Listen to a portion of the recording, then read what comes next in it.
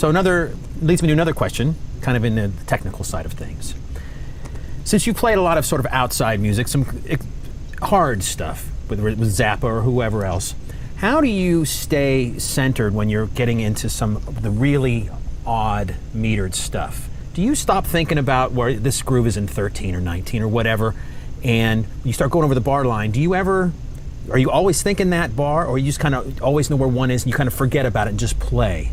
Because it seems like you have such a freedom when you do that kind of stuff. Yeah, I think, well, first of all, you learn it by counting it and by counting subdivisions, and those subdivisions become like just, you might hear one large bar of an odd time and you feel those subdivisions. And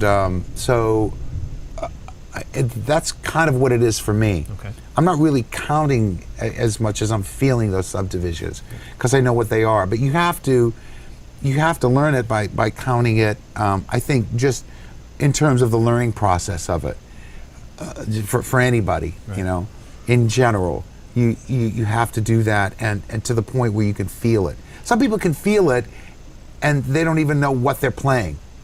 So then they have to learn. It's like learning to speak and then you learn the grammar. Okay. You know what I mean? Yeah. But for those who maybe they can't naturally feel it as well, I think it's probably, because see, the other thing is everybody has different learning modalities.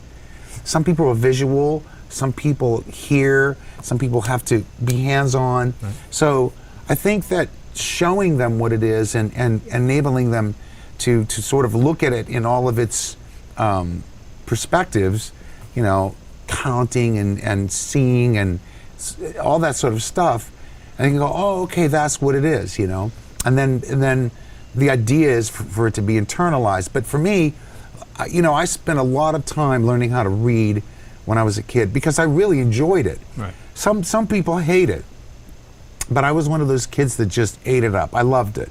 I was always kind of a nerdy kid anyway that read and studied things, and as well as the creative aspect of it. So for me, getting that information enabled me to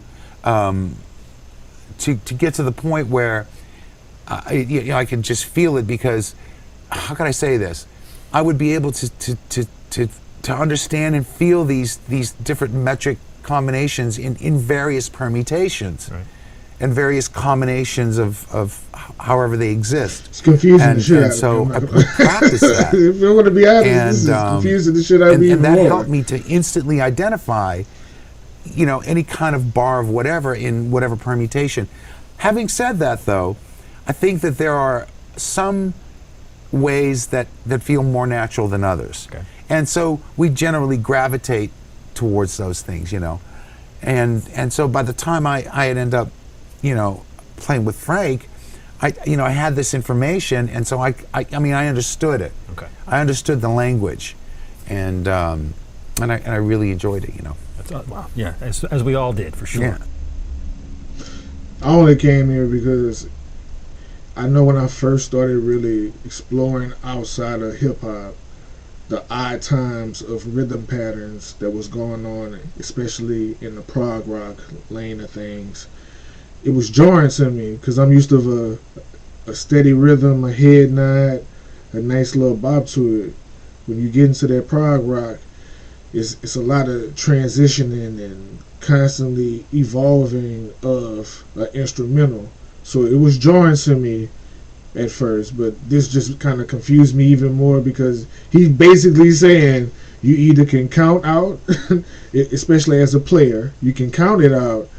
Some people just have a natural feel. I know it's a producer for Cash Money named Manny Fresh. He's a self-taught producer. He self-taught us how to play the keyboards, and he worked the keyboard that had 16 sounds on it and created the Cash Money sound out of 16 sounds. So, and he did it self-taught. Like nobody, he might have played in a band in school, but he self-taught himself how to work this keyboard and create masterpiece of rap albums that are classic off of 16 sounds. Just the feel of it. I just watched a video with Elizabeth Cotton too. Like the way she described how she strung her guitar because she's left-handed and she's playing it upside down, and like the mind of these geniuses. I just wanted to see if I could understand it. I could. He made it. He made it more confusing.